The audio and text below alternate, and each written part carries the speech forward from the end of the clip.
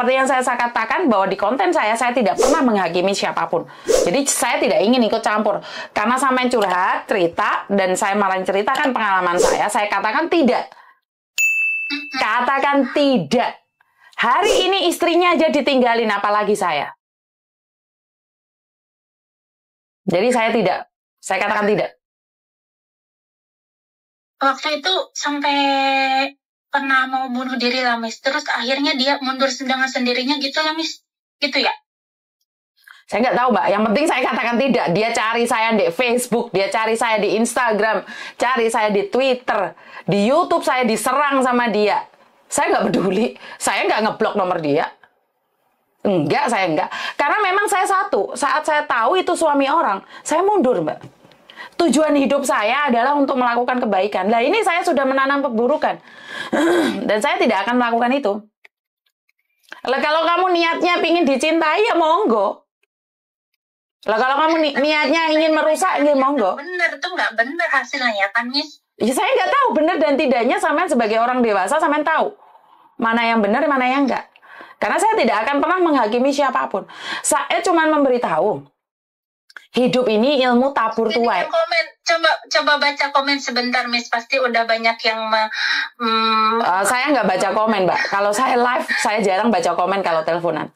Karena saya satu hal. Maaf buat mbak-mbaknya, ini kita cerita buat ya bukan ini ya, cuman bercerita. Jadi yang buruk ya jangan diambil gitulah, intinya gitu. Maaf ya mbak-mbak. Kalau marah-marah lah di komen, nggak apa-apa. Ya, gini loh sayang. Karena satu hal, seperti yang saya katakan, apakah kamu rela ibumu merebut laki-laki lain, sementara ayahnya ditinggalkan? Udah, nggak usah pulang kemana-mana. Balikan pada orang tuamu aja. Balikan sama orang tuamu aja. Enggak. Ayahmu diambil orang. Senang nggak? Bangga nggak? Gitu aja deh. Kalau mikirin kamu sih, mungkin kamu akan berpikir kamu masih muda, kamu masih cantik, kamu lebih cantik dari istrinya atau apapun. Tapi balikin aja. Ini ayahmu diambil perempuan lain nih. Kamu rela nggak? Iya. Iya, aku nggak terima lah, Miss. Oke, kalau kamu nggak terima ya kembalikan pada dirimu sendiri. Jadi kalau saya pribadi, sekali lagi, saya katakan tidak untuk pelakor. Hai, Miss. Saya. Jadi kalau kamu tidak setuju dengan konten yang ada di Taiwan itu adalah hak kamu. Tapi saya pribadi, saya katakan tidak untuk pelakor. Jadi memang saya kehadiran pelakor itu saya tidak suka, Mbak. Iya, pribadi tidak suka. Sendirinya juga, aku juga nggak suka, Miss. Misalkan kalau, ya iya sih, emang benar. Cuman di sini kita kan boleh dong, gimana ya, meluap, mencurahkan seperti judulnya Miss Yuni sekarang, gitu, mencurahkan gitu. Maksudnya bukan debat ya, cuman bukan debat mana cari yang benar dan salah. Cuman sebentar Mbak, sebentar. Tidak perlu debat, pelakor itu salah. Tidak perlu debat, pelakor itu salah. Jadi kita nggak perlu debat, pelakor itu salah. Ingat. Siap. Jadi tidak ada perdebatan. Pelakor itu salah, merusak rumah tangga orang itu salah. Tidak perlu debat. Udah, itu aja. Kalau pelakor itu salah, tidak ada pembenaran untuk pelakor. Saya katakan tidak untuk pelakor. Kenapa? Saya tidak perlu memperdebatkan tentang kehadiran pelakor. Karena sekali lagi, pelakor itu sama dengan lintah yang menggerogoti kehidupan orang lain. Yang akan merusak kehidupan orang lain. Jadi saya minta maaf kalau debat masalah pelakor, saya katakan tetap pelakor salah, Mbak. Iya, Miss, apalagi ya aku juga ini cerita ya, Miss, saya kan kesini juga. Ya, salah satunya karena suami. Masa aku harus kayak gitu? Aku sering ngomong sama dia. Aku loh dihianati sama teman aku sendiri, teman SMA aku ya. Dia tidur di hotel sama suami aku gitu. Makanya aku memutuskan. Tapi bukan berarti kamu harus balas dendam dong. Masa aku harus kayak gini? Bukan. Sebentar. Bukan berarti harus balas dendam dong. Bukan berarti balas dendam. Aku loh, Miss.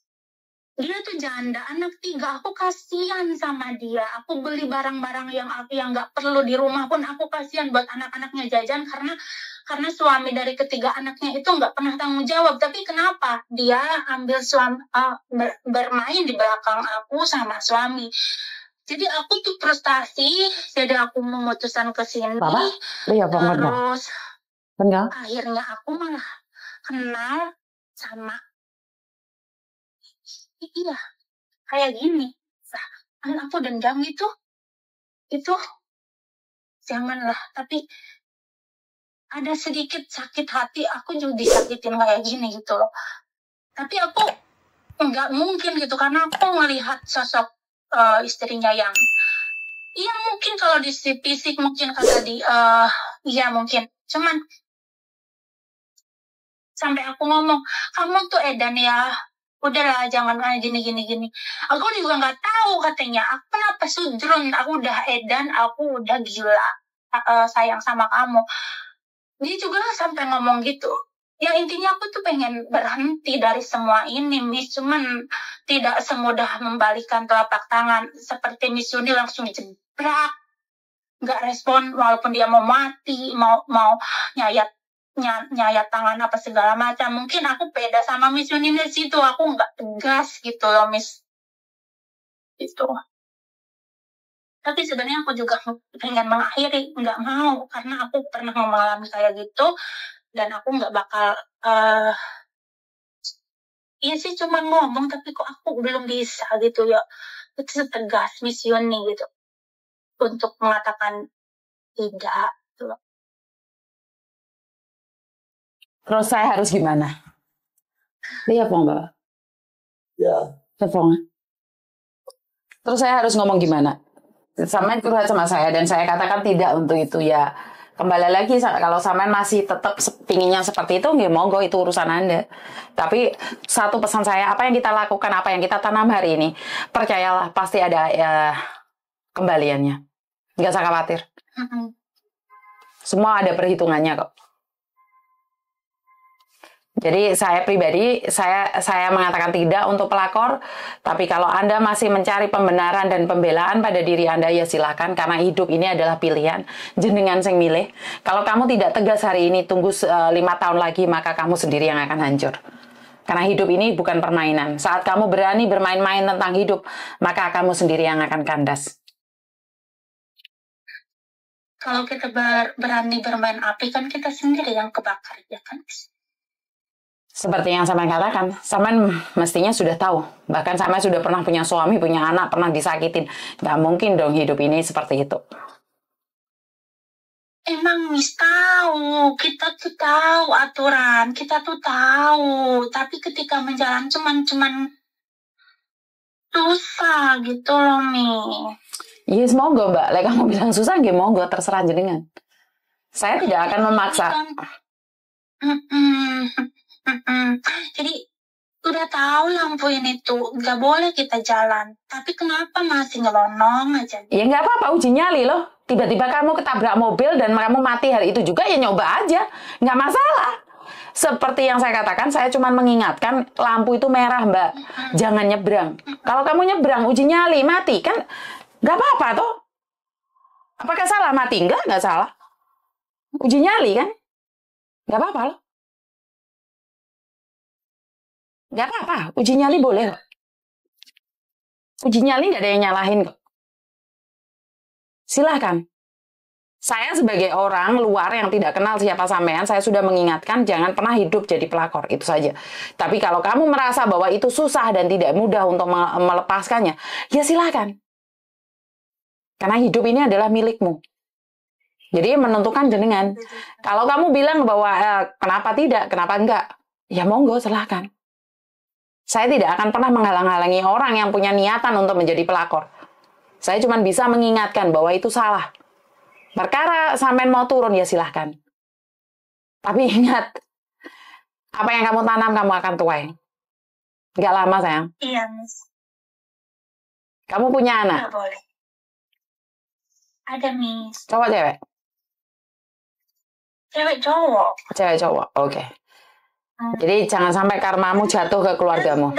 Dan saya overprotective sama anak perempuan saya. Takut seperti saya itu yang aku takutin. Selain apapun di dunia ini. Tapi kamu nggak bisa mengontrol hidupnya, sayang. Kamu overprotective, tahu nggak anak overprotective itu akan jadinya seperti apa? Anak overprotective itu akan jadi over saat dia sudah keluar dari rumah. Berapa anak yang melakukan hubungan intim di luar sana sudah melakukan kentu-kentu di umur 14 tahun karena ibunya, orang tuanya overprotective.